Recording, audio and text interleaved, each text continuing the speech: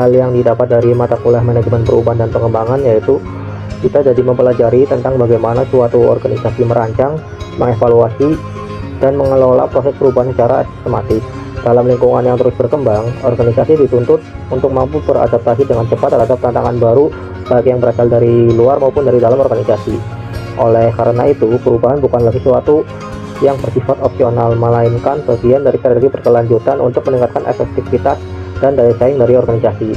Contohnya di DPMK Mundidar menyadari bahwa anggotanya adalah kebanyakan mahasiswa baru yang belum paham betul cara kerja organisasi.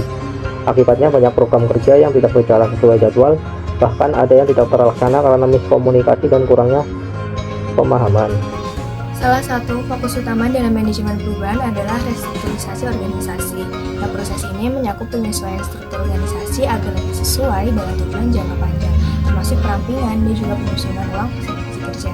Nah, melalui restrukturisasi ini, organisasi dapat mengatasi permasalahan internal seperti tumpang tindih tanggung jawab, lemahnya pengawasan, atau lambatnya pengambilan keputusan.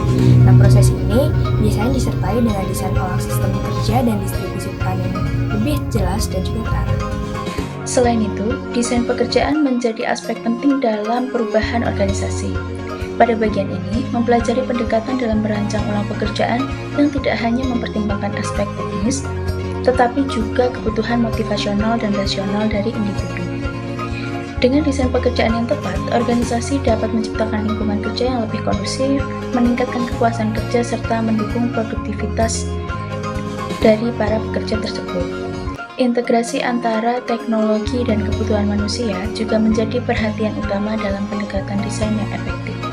Selanjutnya yang saya dapat dari mempelajari manajemen perubahan dan pengembangan yaitu tentang manajemen kinerja yang merupakan bagian integral dari proses pengembangan organisasi. Bagian ini menekankan pentingnya penetapan tujuan, pengukuran hasil kerja, dan sistem penghargaan yang adil dan transparan. Dengan adanya sistem kinerja yang jelas, setiap individu dalam organisasi memiliki arah dan ukuran keberhasilan yang konkret. Selain itu, hal ini juga membantu dalam evaluasi dan pengambilan keputusan terkait pengembangan sumber daya manusia di masa yang akan datang.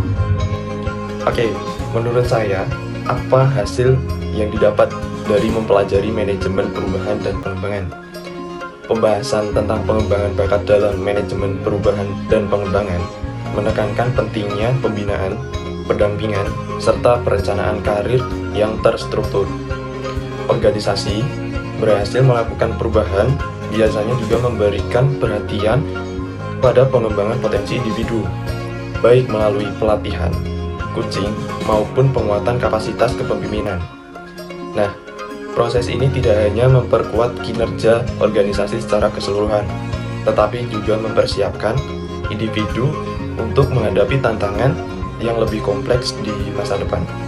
Manajemen perubahan dan pengembangan juga membahas bentuk perubahan tingkat lanjut seperti perubahan transformasional dan transorganisasi. Perubahan transformasional dan transorganisasi adalah dua konsep penting dalam manajemen perubahan yang saling melengkapi. Perubahan transformasional ini berfokus pada perbaikan mendalam di dalam organisasi, yang dimana itu menyentuh aspek nilai, daya, dan strategi organisasi secara mendalam.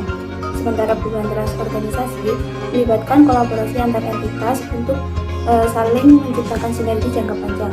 Dalam hal ini, organisasi diharapkan tidak hanya berfokus pada perbaikan internal, tetapi juga mampu menjalin hubungan eksternal yang strategis dan berkelanjutan. Organisasi modern perlu menguasai keduanya untuk mencapai keberlanjutan dan keunggulan kompetitif.